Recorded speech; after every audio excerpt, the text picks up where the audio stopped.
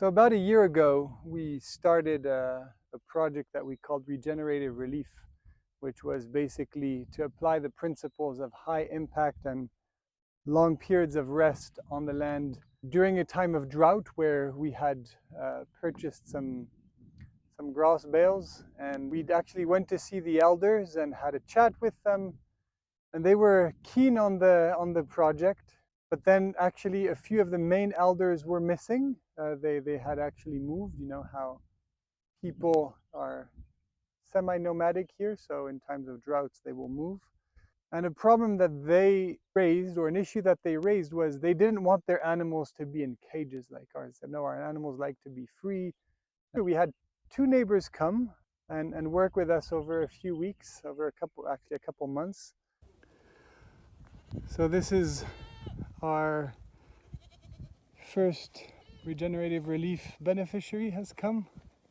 So these are ours here. They have mites, and we put those of the neighbor here. They have their mark. Pretty nice herd of billy goats. Pretty excited to have our first comer.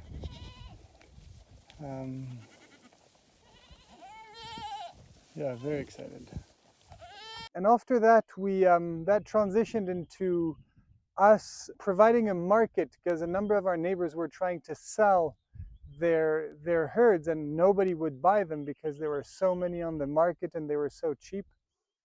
So we started to look for a market for these animals that our neighbors were selling, and we were able to find a market for these small animals, and that's Yemeni restaurants where they like the smaller animal for a dish that they call hanid, which is very, very tasty. It's basically meat that's cooked for hours in a wooden fire pit, and it's absolutely amazing. And that ended up us opening a whole market for where there would have been almost certainty of death for these small animals. We were able to provide a market, so put money where there would have been net loss, and that was quite rewarding. And from there, we actually started to expand the array where we were buying animals from. And as we did that, we just ended up running into just normal logistical problems, such as buying from one household 2 animals and another household 3 or 4 animals, etc. And so in a rural community not too far, we actually started a local animal market where it was a 3-way win. It was a win-win-win, which is kind of the business models we love here in Bizra.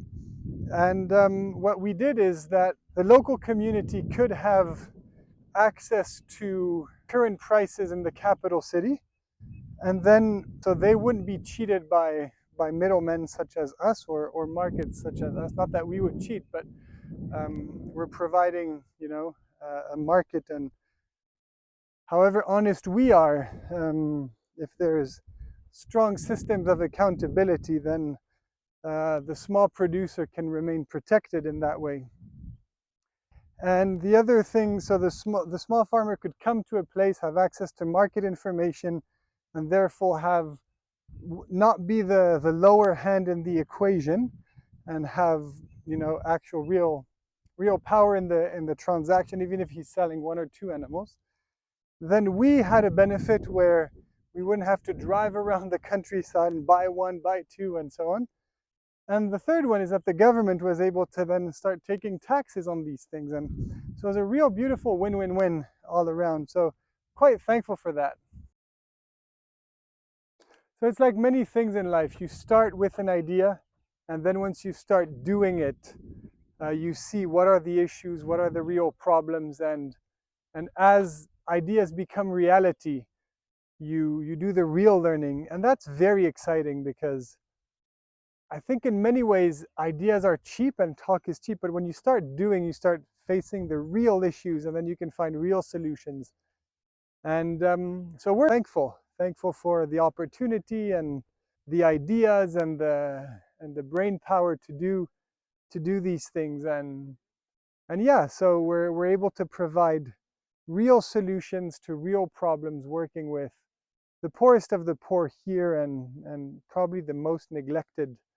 Um, yeah, so providing solutions for the most neglected. So it's a real privilege, and we're thankful. So thank you for tracking with us on the Regenerative Relief. Thank you for the gifts that allowed us to purchase the grass. And yeah, thank you guys.